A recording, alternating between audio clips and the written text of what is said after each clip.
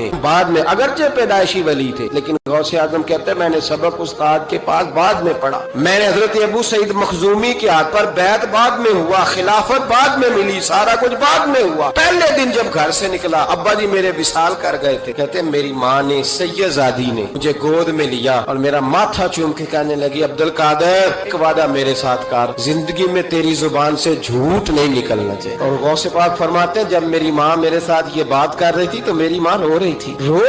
ابھی رو کے بھی کسی نے نصیحت کی ہے بچوں کو. حضرت غوث اعظم رضی اللہ تعالیٰ عنہ فرماتے ہیں مجھ پر میری ماں کی بات طاری ہو گئی میری ماں کی بات. وہ میری ماں نے آنسوؤں کے اندر لپیٹ کر جو مجھے تحفہ دیا تھا نا سچ کا, میرے ذہن پر, دل پر, روح پر چھا گیا. ڈاکو جب لوٹنے آئے 100 دینار کپڑوں میں سلا ہوا تھا. ابھی کسی نے ڈاکوؤں کو بھی بتایا کہ پیسے ہیں تو لے لو. یہاں تو شریعت بھی بڑی ساری گنجائش دیتی ہے کہ بچاؤ اپنا ماں. لیکن غوث اعظم رضی اللہ تعالیٰ عنہ فرماتے ہیں ماں نے مجھے آنسوؤں میں لپیٹ کر دیا تھا, لپیٹ کر کے سچ بولنا. مائیں عظیم ہو تو پھر بیٹے بھی عظیم ہی ہوتے ہیں, ماں عظیم ہو تو بیٹا بھی پھر عظیم ہی ہوتا ہے. لپیٹ کر سچ کا تحفہ دیا تھا. تو سیدنا غوث پاک فرماتے ہیں جب انہوں نے آ کے کہا نا کہ تیرے پاس کیا ہے تو میں نے کہا 100 دینار. اس نے جیبیں بھی کھولی, ہاتھ بھی کھولے, جوتے بھی اتارے, پگڑی بھی کھلوائی, کوئی شے نہ نکلی. تو کہتے ہیں وہ سردار کے پاس لے گیا, کہنے لگا سردار یہ عجیب بچہ ہے, کہتا ہے 100 دینار ہے, سارا ڈھونڈ لیا ملے نہیں, یہ جھوٹ بول رہا ہے. تو کہتے ہیں جب اس نے کہا نا جھوٹ بول رہا ہے تو حضرت غوث اعظم کہتے ہیں مجھے جلال ہے. میں نے کہا خبردار یہ بات نہ میرے ساتھ آج کے بعد کرنا, میں جھوٹ نہیں بول, یہ میرے قریب نہیں آ سکتا. خبردار. یہاں بچوں کو غصہ تب آتا ہے جب مرضی کا برگر نہ ملے, سارا کچھ کار.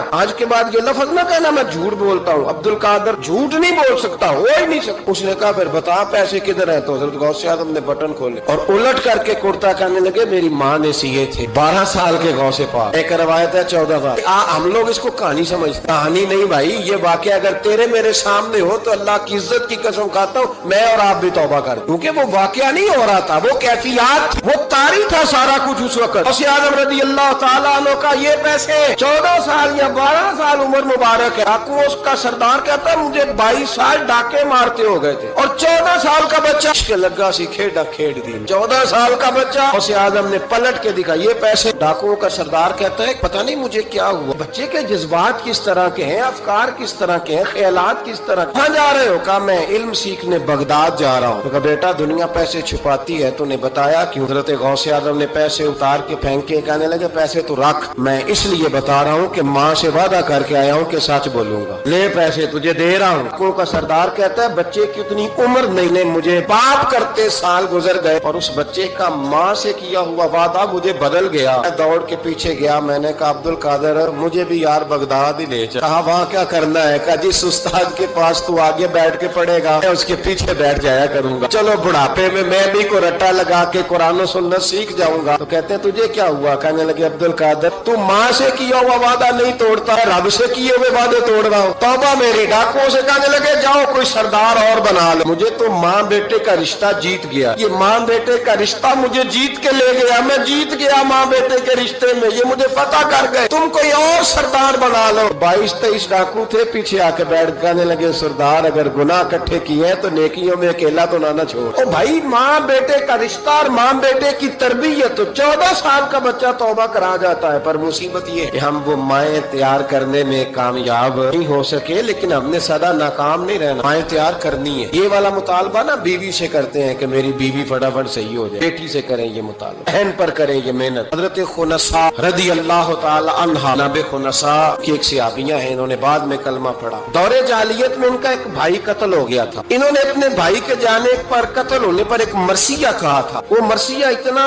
مشہور تھا کہ جہاں بھی پڑھا جاتا لوگ اپنا کوئی جانے والا یاد کر کے رونے لگ جاتا. تو قصیدہ جناب خنساء رضی اللہ تعالی عنہ کا بڑا مشہور تھا, عربی قصیدہ لکھا تھا انہوں نے. کسی کے ہاں بھی کوئی انتقال کر جاتا تو ان کا وہ عربی قصیدہ پڑھا جاتا, اور جب وہ قصیدہ پڑھا جاتا تو لوگ دھاڑے مار مار کے روتے. حالانکہ رونا رلانا اتنا اہم کام نہیں, اتنا کسی کے دل کو تسلی دے دینا اہم کام, اتنا کسی کی اشک شوئی, آنسو نکالنا تو جرم ہے, آنسو پوچھنا ثواب ہے. یہاں لوگ رلانے کی ڈیوٹی کرتے ہیں, آنسو پوچھنے کی ڈیوٹی نہیں کرتے. حضرت جناب سیدنا خنساء رضی اللہ تعالی عنہ, وہ قصیدہ پڑھا جاتا لوگ دھاڑے مار مار کے روتے. یہ وہی خنساء تھی جنگ احد سے کچھ مہینے پہلے کلمہ پڑھ کے مسلمان ہو گئے. وہ بی بی مشہور شاعرہ کا قصیدہ انہیں رلانے کے لیے پڑھا جاتا. ان کے 4 بیٹے جوان تھے. احد کے لیے جب رسول رحمت صلی اللہ علیہ وسلم نے اعلان کیا نا، فوجی آئے، مائیں بہنیں بچے تیار کریں بھیجیں، ان کی سہیلیاں کہنے لگی کلمہ تو پڑھ گئی ہے، تیرے بچے بھی پڑھ گئے ہیں، پر تیرا سب کو پتا ہے تیرے بچے کوئی نہیں جائیں گے، اس لیے کہ ایک بھائی کے جانے پر تو نے قصیدہ لکھا ہے تو آج تک پڑھا جا رہا ہے، تو 4 بچے ایسے تیرا نہیں جاتا۔ دیکھو نسا چوپ ہے، جب جنگ احد کے لیے سپاہی اور مجاہد نکلنے لگے تو چاروں بیٹے لے کے چوک میں آ گئے۔ بی جس کا رونا دھونا مشہور تھا، اپنے بچوں کو چوک میں کھڑا کر کے آتی، ادھر دیکھو قسم ہے مجھے اللہ کی عزت کی، میں نے تمہارے باپ کے ساتھ، یہ ماں لیکچر دے رہی ہے اور چوک میں دے رہی ہے تاکہ دنیا کو پتہ چل۔ دیکھو نسا کا خطبہ مدینے کے چوک میں، کہنے لگی مجھے اللہ کی عزت کی قسم، میں نے جاہلیت کے زمانے میں بھی تمہارے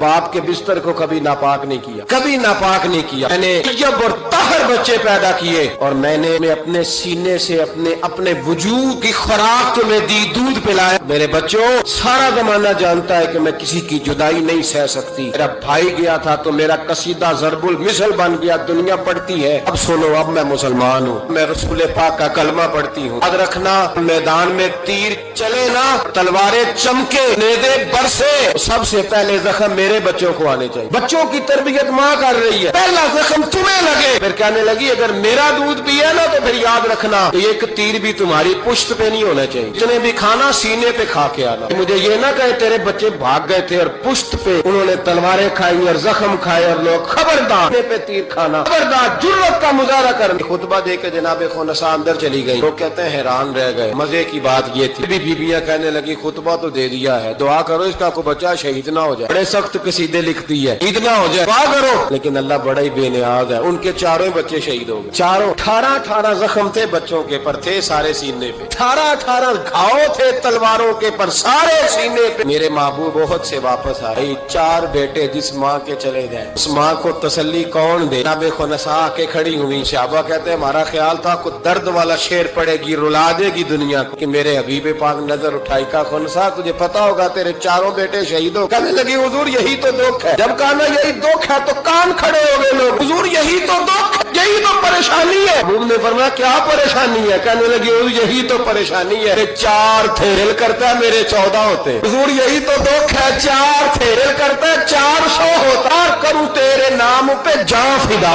بس ایک جان 2 جہاں فدا، ہونے میرا 2 جہاں سے بھی نہیں جی بھرا، میں کروں کیا کروڑوں جہاں نہیں۔ حضور 4 تھے، اور پھر شد نبی آج بھی اس ماں کی جرت گواہ ہے۔ ماں پوچھنے لگی سونے یہ نہیں پوچھنے آئی کہ میرا کوئی بچا ہے کہ نہیں، یہ پوچھنے آئی ہوں کہ میرے بیٹوں نے کوئی پشت پہ زخم تو نہیں کھایا؟ حضور کوئی پشت پہ زخم تو نہیں کھایا میرے بچوں نے؟ پشت پہ زخم؟ رسول پاک نے فرمایا خنسا تیری جرت کو اللہ قبول فرمائے، میرے بچوں نے جتنے بھی زخم کھائے ہیں سینوں پہ کھائے۔ میں نے کہا مائیں عظیم ہوں تو بچے بھی عظیم ہوتے ہیں، اور اگر ماں کسی کے سائے کا اندھیرا دیکھ کے ڈر جائے تو بچوں میں جرت کیسے آئے گی؟ کربلا کے میدان میں کیسے جائے؟ حضرت عبداللہ بن زبیر، حضرت ابو بکر صدیق کے نواسے، نبی پاک صلی اللہ علیہ وسلم کی پھپھی کے پوتے جناب زبیر بن عوام، عشرہ مبشرہ صحابی، ان کے بیٹے حضرت اسماء جناب صدیق اکبر کی بڑی بیٹی کے بیٹے عبداللہ بن زبیر، امام حسین کے بعد نکل آئے میدان میں نکلے جناب عبداللہ بن زبیر۔ حجاج بن یوسف مقابلے میں بھیجا گیا، اللہ کی قدرت کے اگرچہ پہلے جب لڑائیاں ہوئی تو یہ کامیاب ہوئے ہر میدان میں، بڑے بہادر تھے، اور مدینے کے لوگوں نے ان کے ہاتھ پر بیعت بھی کر لی، انہیں خلیفہ بھی مان لیا۔ حجاج بن یوسف جب آیا تو وہ تگڑی فوج لے کے آیا، کچھ ان کے ساتھی شہید ہو گئے، پسپا ہو گئے۔ حضرت اسماء اس وقت 100 سال کی بوڑھی تھی، 100 سال کی ماں، ہاتھ کامتے ہیں، راشا آنکھوں سے نظر آنا بند ہو گیا۔ جناب عبداللہ بن زبیر ماں کے پاس دوڑے آئے، کہا ماں میں اکیلا میدان میں رہ گیا ہوں، چند ساتھی ہیں، زیادہ دیر لڑ نہیں سکتے، تیرے بڑھاپے کی بڑی فکر، ماں تو کیسے میرا صدمہ برداشت کرے، ماں مجھے بتا جہاد میں رہوں یا تیری خدمت کے لیے آ جاؤں؟ ماں کہنے لگی عبداللہ تو میری فکر نہ کر، پہلے یہ بتا تو حق پہ ہے کہ نہیں؟ ماں کا جملہ کہتے رانائی اور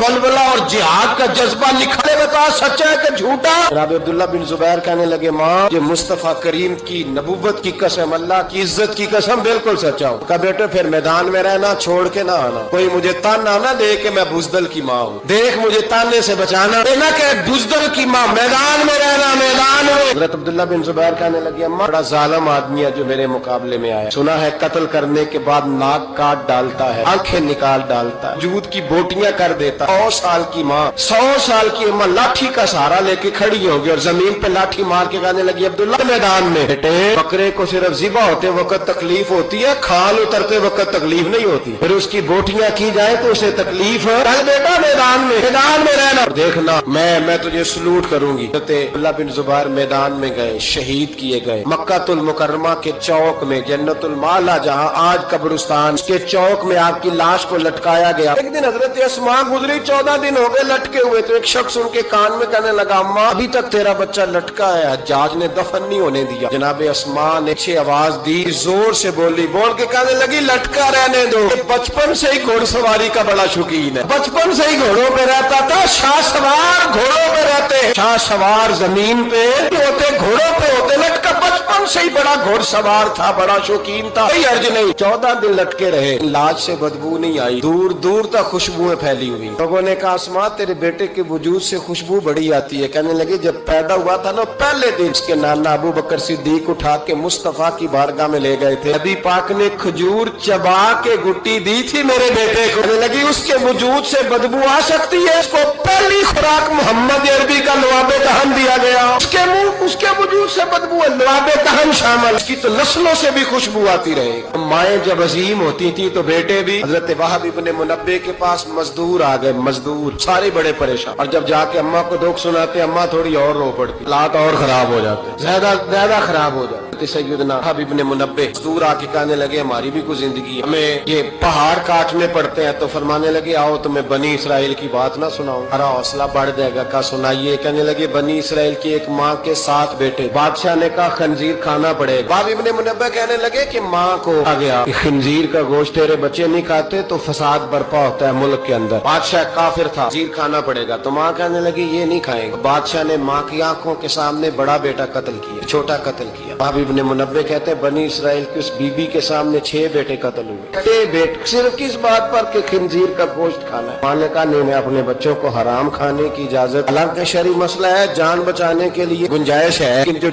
ڈٹ جائے گا وہ بڑا شہید ہوگا، اس کا درجہ پھر بڑا ہوگا۔ اپنے بیٹے کی باری آئی تو ماں کی آنکھوں میں آنسو ٹپکے، 6 بیٹے قتل ہوئے تو اماں روئی بھی نہیں۔ وہب ابن منبع کہتے اچھا، کہنے لگا اب نرم ہو گئی، 6 بیٹے اکٹھے قتل ہو گئے، کہنے لگا اس کو سائڈ پہ جا کے سمجھا لے، ہے بھی چھوٹا، اگر یہ کھا لے گا گوشت خنزیر کا معاذ اللہ تو میں چھوڑ دوں گا، کم از کم تیرے بڑھاپے کا ایک سہارا تو رہ جائے گا۔ اماں بیٹے کو کونے میں لے گئی، جا کہنے لگی بیٹا ماں ہوں نا، ایک آنسو نکل آ گیا، کیا کروں مجبور ہوں، لیکن یاد رکھنا اگر میرا دودھ پیا تو میں نے تمہیں حلال کا دودھ پلایا، حرام کا لقمہ نہیں جانا چاہیے۔ ماں مسکراتی ہوئی بچے کو لے کے آئی تو بادشاہ کہنے لگا سمجھا دیا، کہنے لگی سمجھا دی، وہی کرے گا جو میں نے کہہ دیا۔ بادشاہ نے گوشت رکھا خنزیر کا لا کے سامنے، بچے نے اٹھا کے گوشت بادشاہ کے منہ پہ پٹک کے کہنے لگا ہمیں کمزور سمجھتا ہے، خدا کی توحید والے ہو وہ کمزور نہیں پڑا کرتے۔ کہا یہ سمجھایا تھا، کہا نہیں سمجھایا تو ذرا زیادہ تھا پر اس کے ہاتھ ہی صرف پلیٹ آئی، سمجھایا تو ذرا زیادہ تھا پر صرف جو چیز ہتھے آنی تھی وہی مارنی تھی نا، تلوار اس کے قبضے میں تھی نہیں ورنہ تیری گردن اتار دیتا۔ حضرت وہب ابن منبع فرمانے لگے ماں بھی شہید ہو گئی اور 7واں بیٹا بھی شہید ہو گیا، لیکن کہتے ہیں وہ 7 نے جب جان دی تو پھر مجھے آئی، انقلاب آیا، وہ جو بادشاہ لوگوں کو خنزیر کھلایا کرتا تھا وہ قتل ہوا، پھر بنی اسرائیل میں انقلاب آیا۔